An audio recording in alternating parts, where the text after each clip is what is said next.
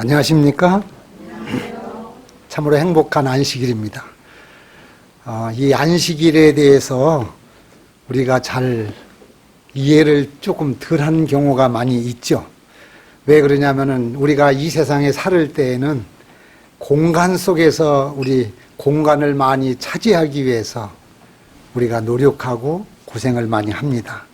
그런데 안식일은, 시간이라는 것은 얼마든지 사람들이나 어떠한 물리적인 것에 대한 제약을 받지 않는 것이 시간입니다. 그 시간을 매듭을 져서 우리들 삶 속에서 하나님께서 구별해 주신다는 것은 얼마나 큰 행복이겠습니까?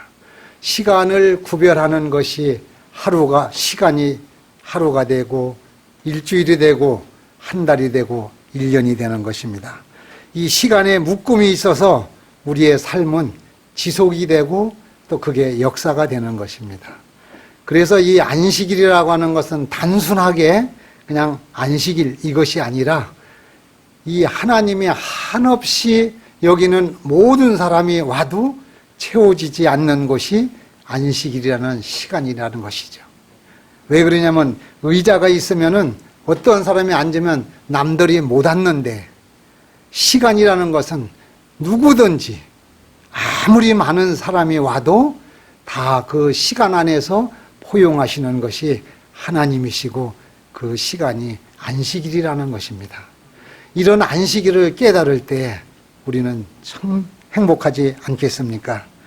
우리가 다 안식일에 대한 깊은 뜻을 잘 생각할 때에는 욕심이 필요 없고 제약이 필요 없고 여기에 대해서는 차별이 필요 없는 것이 바로 시간이고, 그 시간을 구별해서 하나님 안에서 세상적인 모든 공간에 대한 것을 다 잊어버릴 수 있는 시간을 가질 수 있도록 하나님이 만들어 놓으신 것이 안식일이고, 그게 시간 속의 성소가 되는 것입니다. 이것을 우리는 매일 느끼면서 살 때에는 정말 행복한 것을 느낄 것이고, 이것을 모르는 사람들은, 어제 죽은 사람들은 그토록 바랬던 오늘이 우리는 맞이하는 것이 얼마나 큰 행복이겠습니까? 이 안식일에 대해서 편안하게 쉼을 통해서 마음과 몸에 우리는 행복이 깃들 수 있는 특권을 가진 사람, 이 매력을 아시는 분들이 정말 행복자 아니겠습니까? 오늘 이 안식일에 시간 속에서 마음껏 아무도 뺏어갈 수도 없고 아무도 차별하지 않는 이 안식일의 시간 안에서 우리 다 행복한 오늘 하루를 맞기를 간절히 바라겠습니다. 하나님의 말씀 마태복음 26장을 보겠습니다. 마태복음 26장 6절로 13절의 말씀을 제가 봉독해 올리겠습니다. 마태복음 26장 6절. 예수께서 베다니 문둥이 시몬의 집에 계실 때에 한 여자가 매우 귀한 향유 한 옥합을 가지고 나와서 식사하시는 예수님의 머리에 부으니 제자들이 보고 분하여 가로되 무슨 의사로 이것을 허비하느뇨? 이것을 많은 값에 팔아 가난한 자들에게 줄 수 있었겠도다 하거늘 예수께서 하시고 저희에게 이르시되 너희가 어찌하여 이 여자를 괴롭게 하느냐? 제가 내게 좋은 일을 하였느니라. 가난한 자들은 항상 너희와 함께 있거니와 나는 항상 함께 있지 아니하리라. 이 여자가 내 몸에 이 향유를 부은 것은 내 장사를 위하여 함이니라. 내가 진실로 너희에게 이르노니 온 천하에 어디서든지 이 복음이 전파되는 곳에 이 여자의 행한 일도 말하여 저를 기념하라 하시니라. 아멘. 오늘 이 말씀을 본문으로 해서 저는 대접하는 것과 정성과 마음을 다해 드리는 것에 대한 그 차이를 한번 생각해 보고자 합니다. 오늘 우리가 읽은 교과에서도 나왔지만 이 마리아에 대한, 시몬에 대한 이야기는 바로 6월절 6일 전의 일입니다. 그 사건입니다. 이 베다니에 사는, 오늘 나와 있는 시몬이라는 사람은 베다니에 사는 지난번에 나병, 나환자, 우리가 요즘엔 그 용어를 안 쓰지 한센병이라고 하는데 이 한센병에 걸려서 예수님께 치료함을 받았던 사람이 오늘 예수님과 12 제자들을 초청하는 자리가 되는 것입니다. 그래서 이 시몬이라는 사람이 식사 대접을 하는 것이 오늘 기사의 내용입니다. 그런데 이 갑작스럽게 이 젊은 여자가 비싼 향유 한 옥합을 깨서 예수님의 머리에 붓고 발에 붓고 울면서 발을 씻겼다는 사건을 여기에 기록하고 있는 것이 이것이 무슨 이야기냐는 것입니다. 그런데 이런 일을 하는데 여기 왔던 제자들이 분통이 터져가지고 이 여자를 막 질책을 하는 것입니다.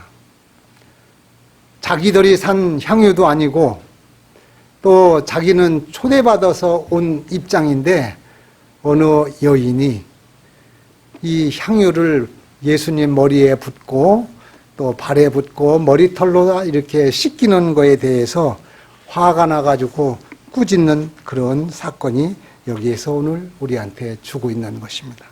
우리가 너무 잘 알고 있는 사건인데 여기에 보면은 이 모든 것은 특이하게 마태, 마가, 누가, 요한복음의 사복음서에 나와 있는 사건은 중요할까요? 중요하지 않을까요?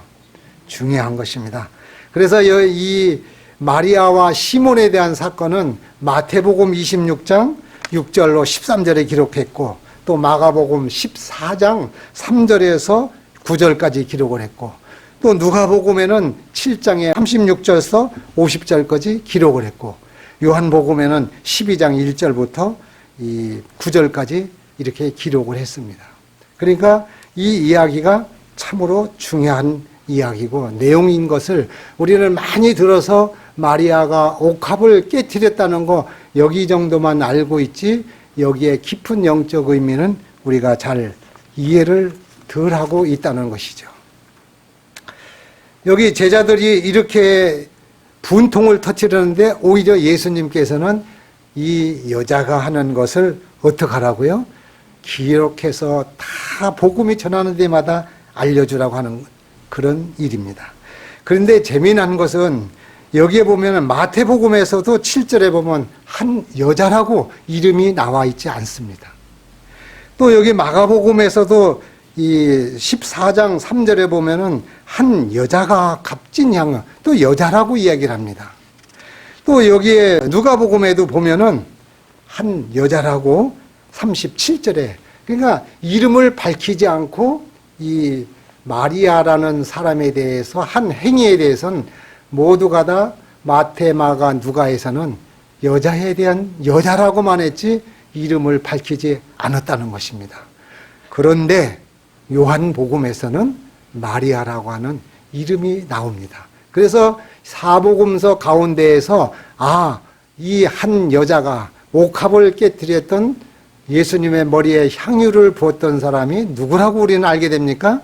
마리아라는 걸 압니다. 그래서 사복음서에서 똑같이 얘기하기를 이 시몬이라는 사람이 우리가 시므온이 있고 시몬이 있는데 시몬은 예수님이 탄생했을 때 찾아가서 축하의 말씀을 해줬던 시몬이 있는데 오늘 여기서는 시몬입니다. 이 시몬은 전부 다 똑같이 얘기하기를 베다니 나병 환자, 우리 옛날 성경에는 베다니에 있는 문둥병자라고 이렇게 기록을 했어요. 마태도 그렇게 기록했고 마가도 베다니에 나온 문둥병자라고 기록을 했어요. 그리고 누가복음에서만 한 바리새인이라고 이 시몬을 그렇게 지칭을 했어요. 이 모든 내용을 우리가 다 같이 연구나 이렇게 관심 있이 안 보고 나면은 잘못 오해를 할 수가 있는데 다 한 여자라고 했고 또 여기에서는 베다니에 있는 한센병자라고 얘기를 했는데 이 시몬이라는 사람하고 마리아에 대해서 어떤 일이 전개가 되는지 이게 참 우리가 신경을 써봐야 될 일입니다. 여기 보면 시몬은 나병으로 고생하다가 예수님께 고침을 받은 사람이에요. 그런데 이 고침을 받고 나서 오늘 이 본문을 기록하고 있는 데에서는 감사함으로 예수님과 제자들을 초청했다는 것입니다. 우리가 어떤 일이 있을 때에는 감사함으로 식사 대접을 해주고 감사함으로 외식적인 것으로다가 상대편한테 뜻을 전하는 것을 여기서 시몬이 그런 일을 하는 것입니다. 나병 환자, 나병, 한센병이라고 하는 것은 정말 이건 고약스러운 것이고 이 병은 구약 때나 지금에도 사람들과 분리해서 같이 살 수 없는 병이 나병인 것입니다. 이 병에 걸리면은 요즘에는 의술이 있어서 조금 치료가 되는 확률이 많이 있지만 이 병 자체는 죄를 뜻하는 것이고 사람을 분리시켜서 가족이건 부부지간이건 아이들지간이건 같이 할 수 없는 아주 나쁜 병이라는 것이죠. 이런 병이 걸렸던 사람이 이것은 분리돼서 떨어져 나가서 있어야 될 사람이 예수님께 고침을 받았다고 하면은 육신의 질병에 대한 고침을 받았다고 하면은 어떻게 해야 되겠습니까? 밥 한 끼를 사서 때워야 되겠습니까? 자기에 있는 모든 것들을 다 동원해서 그분한테 바치는 그런 것이 여기서는 없었다는 것입니다. 오히려 시몬이 여기에서 그 여자를 질책했다고 기록을 하고 있습니다. 우리 정말로 어려운 가운데서 오늘 이 자리에서 예수를 생명의 구주로 영접하신 분들 아니십니까? 우리가 예수를 안 믿고 우리가 안식일을 못 세상에 살았다고 하면은 지금 우리는 어떤 일을 하고 있겠습니까? 기껏하야 돈벌러 나가고 기껏하야 우리는 세월만 허송하는 그런 사람들이 아니겠습니까? 우리는 하나님께서 우리를 택해 주셔서 예수님이 우리 삶의 생애의 구주와 주인이 되셨다는 걸 알기 때문에 우리를 여기까지 인도해 주시고 가정을 주시고 건강을 주시고 우리의 삶에 소속된 곳을 주셨기 때문에 우리는 감사함으로 이 날을 창조의 기념이 되는 예배의 날에 하나님께 경배하러 오는 사람들이 아니겠습니까? 이것을 모르고 사는 사람들이 잘 살고 행복하느냐? 절대 그렇지 않습니다.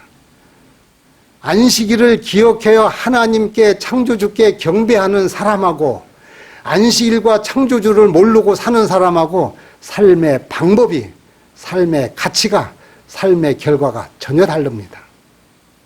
그분들이 행복할까요? 전혀 아닙니다. 더 번뇌가 많고 더 여러 가지 어려운 일들이 많습니다. 확실합니다. 그러나 몸에 장애가 있어도 하나님께서, 창조주께서 우리에게 현재 베풀어 주신 그 축복에 대해서 알을 때에는 우리는 몸의 장애나 질병이 문제가 아닌 것입니다. 나병으로 육신의 고침을 받았는데 영적으로 고침을 받지 못한 사람이 시몬입니다. 얼마나 불행합니까? 내가 문둥병을 나섰으니까 식사 대접 한번 해서 사람들 불러서 자기의 폼만 잡았던 것이 여기에 지금 본문에 나오는 이야기인 것입니다. 그러나 이 본문에서 시몬이 아닌 향유 옥합, 이 여인에 대해서 예수님께서는 말씀하고 계십니다. 우리가 자녀를 기르건 친구를 사귀건 집안을 보건 배은 망덕한 사람이 있을까요? 없을까요? 우리 주위에는 있습니다. 어렵고 힘들었을 때 우리가 어떤 도움을 줬다고 하면은 여러분들 죽을 때까지 잊어버립니까? 쟤는 누구는 내가 그 전에 어떻게 해서 이런 생각을 하고 늘 마음속에 그 사람에 대해서 기분 나쁜 부정적인 생각을 하고 사는 것이 우리의 인생이 아니겠습니까? 오늘 여기에서 이 시몬은 이 나병에서 고침을 받고 이 감사함을 그저 식사 한 끼로서 때우는 이런 사람인 것을 우리가 현재 살고 있는 우리의 모습이 아니겠습니까? 그렇기 때문에 이 감사함으로 식사하기 전에 젊은 여자가 향유 옥합을 깨는 것은, 이상하게 생각하는 것은 세상적인 방법을, 세상적인 계산을 가지고 있기 때문에 돈으로 환산하고 그거에 대해서 자기 나름대로에 대한 이 평가를 하고 있는 것입니다. 얼마나 불행합니까? 예수님께서 보시기에 이 여인은, 이 마리아는 옥합을 깨트리는 그 정성과 마음을 시몬보다도 우월하게, 더 진실하게 이 말씀이 가는 곳마다 증거하고 기록해서 이야기하고 했다는 것이 지금 우리한테 여기까지 오고 있는 거 아니겠습니까? 우리들 지금 지난날에 형편없이 살았던 저와 여러분들이 아닙니까? 그나마 예수 믿으니까 이 모양 여기까지 오게 된 거 아니겠습니까? 예수 안 믿으면 술, 담배, 세상적인 육신의 쾌락을 쫓아서 우리가 지금도 서주하지 않겠습니까? 시몬은 마음을 다해서 예수님을 극진히 대접을 하고 예수님을 쫓아야 되는데도 불구하고 밥 한 끼 놓고 와서 예수님에 대한 옥합을 깨서 예수님께 감사드리는 그 여인을 보고 책망을 하고 있는 것입니다. 이 옥합은, 이 마리아는 재산이 넉넉한 사람이 아닙니다. 이 마리아는 시대의 소망이라는 영감의 글에는 어떻게 해놓은지 아십니까? 이 마리아를 성폭행을 해서 폭력에 빠져서 나쁜 대로 막달라 그 사창가로 가게 만들었던 그 장본인이 시몬이라는 것입니다. 시대의 소망에 이렇게 기록하고 있습니다. 2권 389쪽 390쪽에는 나단이 다윗에게 행한 것처럼 예수님께서는 급소를 찌르는 책망을 비유 속에 감추어 이야기했다. 그는 주인인 시몬에게 스스로 죄를 자기 스스로 선고하도록 그에게 전가시키기 위해서 시몬은 그가 멸시하는 여인을 죄 가운데로 유인하였다. 시몬이 막달라 마리아를 죄 가운데로 유인하였다. 여자는 시몬으로 말미암아 깊은 과오에 빠졌었다. 비유 가운데 두 빚진 자 두 사람은 시몬과 여인을 각각 대표한다. 예수님께서는 이 두 사람한테 우리가 신앙생활을 하거나 우리가 사회생활을 할 때 보면은 오히려 적반하장이라는 경우가 많이 있는 것입니다. 도움을 주지 못한 사람이 오히려 도와주지는 못하고 손가락질하고 욕하고 비방하는 것 우리 주위에 많이 있습니다. 시몬 같은 사람입니다. 예수님께서는 두 사람이 각기 다시 깊은 갚을 수 없는 큰 빚을 졌기 때문에 두 사람 앞에 느껴야 될 의무에 대해서 그 차이를 가르쳐주기 위하여 계획하고 예수님이 말씀하셨다. 그러나 시몬은 자기가 마리아보다 더 어렵다고 생각하였으므로 예수께서는 그의 죄가 참으로 얼마나 큰가를 보여주기 위하여 그에게 말씀하셨다. 500데나리온의 빚이 50데나리온의 빚보다 많은 것처럼 그의 죄가 그 여자 마리아의 죄보다 훨씬 더 크다는 사실을 예수님께서는 그에게 보이기를 원하셨다. 정말로 우리들 남을 탓하기 전에 내 자신이 반성하고 회개하는 삶을 살아야 된다는 것입니다. 이 간음중에 잡혀온 이 여인은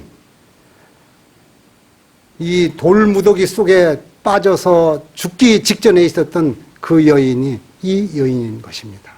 한마디로 인생의 맨 막창을 살았던 여자가 막달라 마리아에 대한 여인인 것입니다. 이런 사람이 예수님을 만나서 새 삶으로 다 전환을 시켜줬다 할 때에 자기가 가진 300데나리온이나 되는 향유가 아깝겠습니까? 우리가 진심으로 예수를 믿어서 오늘 여기에서 하나님 앞에 떳떳한 성도가 됐을 때에는 내 가진 재산이 아깝습니까?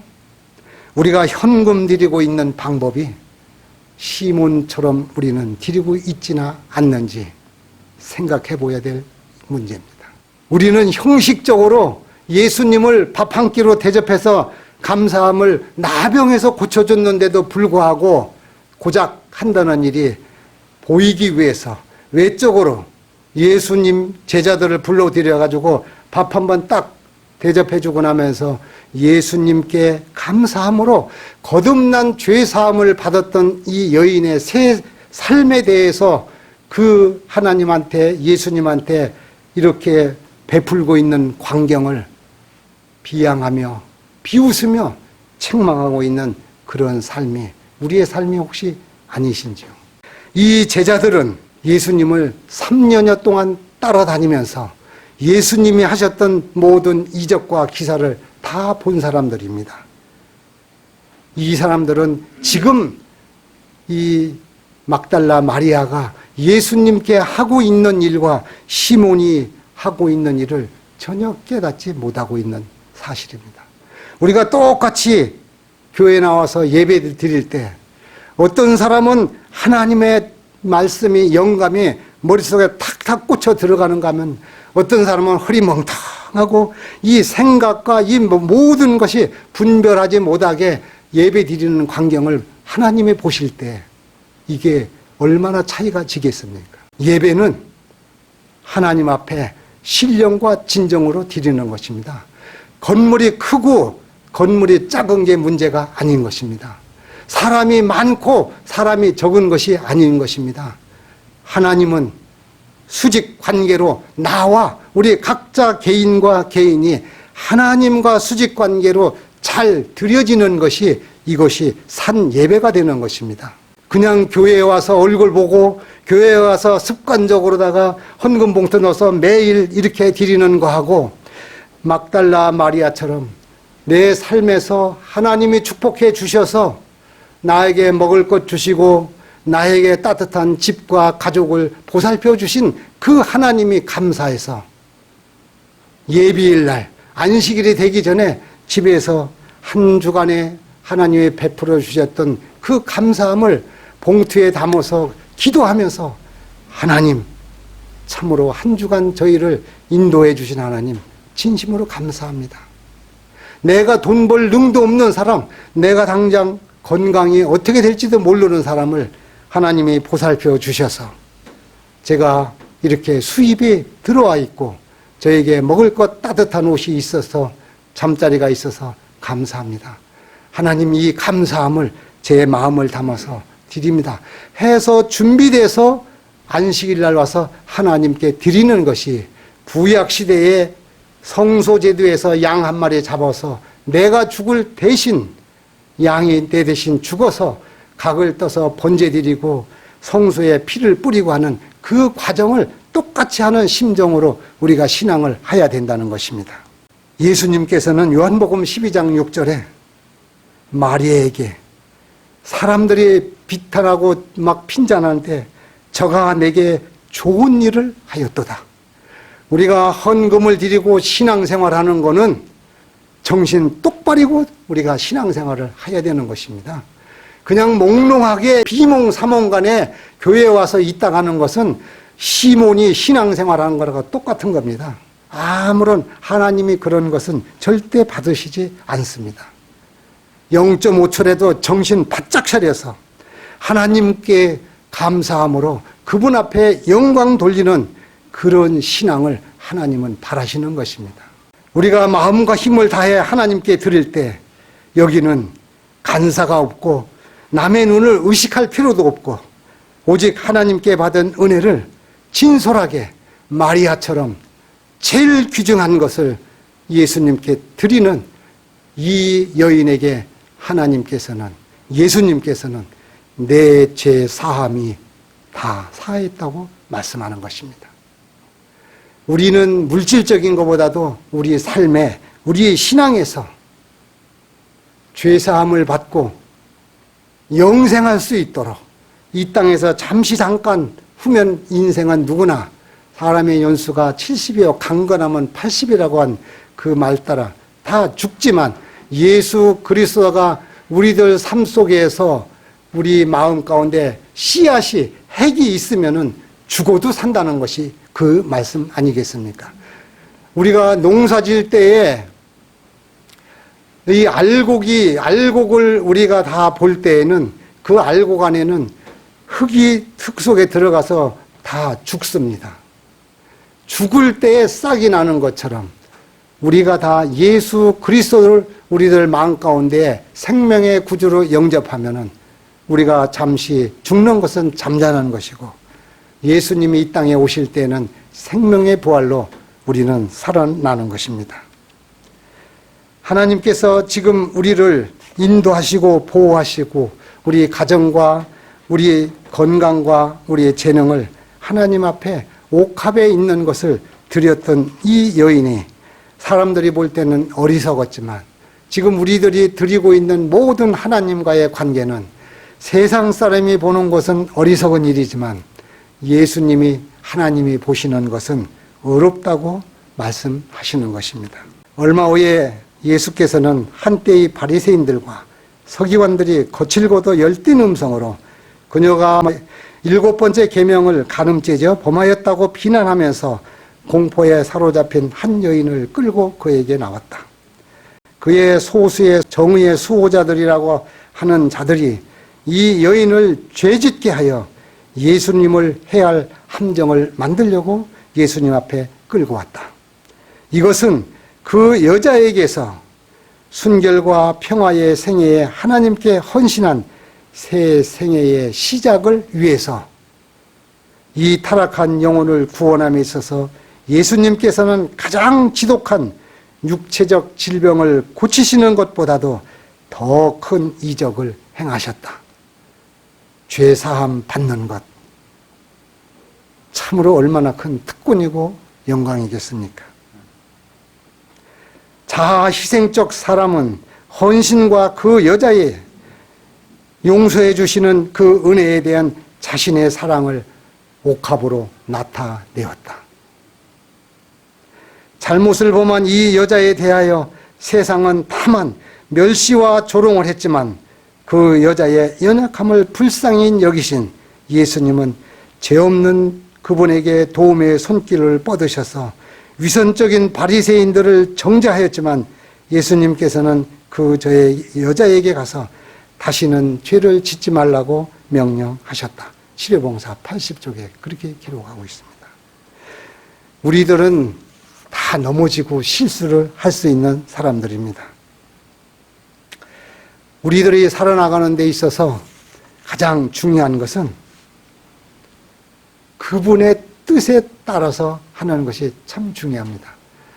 만약에 아이들이 부모님이 용돈을 줄 때 부모님의 마음의 뜻에 따라서 용돈을 쓰면은 부모님이 돈을 묻지 않고 달라면 다 주는 것처럼 하나님께 우리는 하나님의 사역과 하나님을 기쁘시게 하기 위해서는 우리가 가진 모든 것 그분에게 맡기고 의탁할 때 하나님은 넉넉하게 차고 넘치지도 않게 하나님은 우리를 축복해 주시는 것입니다. 우리들이 살 때 어려움이 있는 것 여기에 이렇게 기록하고 있는 것을 우리가 볼 수 있습니다. 학개서를 한번 보겠습니다. 학개서에서는 우리들이 잘 못 살고 있는 원인을 학개서 1장 9절에 이렇게 기록을 하고 있습니다. 너희가 많은 것을 팔았으나 도리에 적었고 너희가 그것을 집으로 가져갔으나 내가 불어버렸느니라. 나 만군의 여호와가 말하노라. 이것이 무슨 연고뇨? 내 집은 황무하였으되 너희는 각각 자기의 집에 빨랐음이라라. 그러니까 이 사람들이 우리가 열심히 한 주간 살면서 돈 벌기 위해서 열심히 다녔는데 아무것도 남는 게 없다는 것이죠. 왜 그러냐? 여기에 말씀하고 계시죠? 왜 그러냐? 하나님의 집은 황무하였고 너희는 각각 너희 집에 돈 버는데 빨랐다. 그래서 이런 사람들한테는 어떻게 한다고요? 이 학개서 1장 6절을 이렇게 기록하고 있습니다. 결과는 너희가 많이 뿌릴지라도 수입이 적으며 먹을지라도 배부르지 못하며 마실지라도 흡족하지 못하며 입어도 따뜻하지 못하며 일꾼이 싹쓸 받아도 그것을 구멍 뚫린 전대에 넣음이 되었느니라. 우리가 공술의 공수고로 참으로 어렵게 사는 이유가 하나님의 것을 우선시하지 않고 사는 사람은 오늘 학계 선지자를 통해서 말씀한 것처럼 네가 빨리 다니거나 네가 아무리 노력을 해도 다 이게 뭐라고요? 허당이라는 것입니다. 저희가 신앙생활을 지금까지 하면서 하나님의 뜻을 헤아린다는 것이 참으로 중요하더라고요. 우리가 성경절을 많이 외우거나 우리가 뭐 어떤 외적으로 하는 것이 중요한 것이 아니라는 것이 오늘 말씀의 핵심인 것입니다. 외적으로 하나님께 감사드리고 외적으로 교회에 왔다 갔다 하는 것가 중요한 것이 아니고 내 마음에 오늘 여기까지 하나님께서 인도해 주셨던 그 축복에 대해서 내가 제일 중요시 여기는 1순위가 예수 그리스도가 되는 그런 삶을 살 때 우리는 축복을 받는다는 그런 말씀인 것입니다. 순서가 있는 것이죠. 급한 것이 있고 중요한 것이 있어요. 이 급한 것은 지금 하지 않으면 안 될 것 같지만 중요한 것을 먼저 하는 것이 이게 그리스도인들이 해야 되는 일인 것입니다. 우리는 신앙이 하나님과의 관계가 우리는 먼저 중요하게 우리가 가져야 되는 것입니다. 사람이나 외적으로 보는 것이 아니고 하나님과의 관계를 올바로 우리는 마음의 첫째 자리에 놓을 때 우리들 삶에서는 가장 행복한 하나님의 축복을 주신다는 것입니다.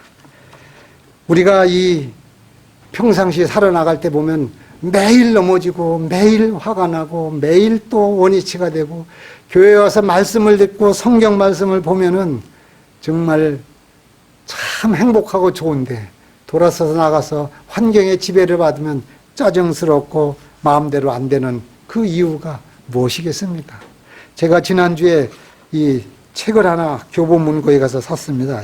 책을 하나 사서 보니까 이 안에 책이 우리가 살고 있는데 실수를 잘 범하는 그런 삶을 내가 살면서 옷깃을 다시 여미는 것을 보았습니다.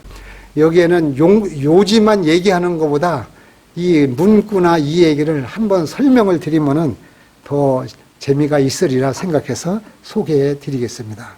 시련이라는 보자기 속에 드디어 그날이 왔다. 군에 입대한 아들을 첫 면회하는 날이다. 혹시 빠뜨린 것이 없나 꼼꼼히 챙기느라 밤샘 잠을 설쳤다. 경기도 양주군 신암리 산으로 둘러싸인 이곳이 아들이 있는 곳이라니 면회 신청을 하고 면회실로 가는 중에 많은 군인들 틈에 섞여 있는 아들을 보았다. 주먹만한 얼굴이 나와 있는데도 어머니는 쉽게 아들을 찾을 수 있었다. 이것이 신비로운 사랑의 능력이리라. 면회실로 아들이 왔다. 나는 두 팔을 활짝 벌려 아들을 안았다. 얼굴을 부비며 이그 장한 내 새끼. 아들을 군대 보낸 어머니는 따뜻한 잠자리가 오히려 가슴이 아팠다. 맛있는 반찬 한 입 입에 넣지 못하고 목까지 치밀어 오르는 그리움.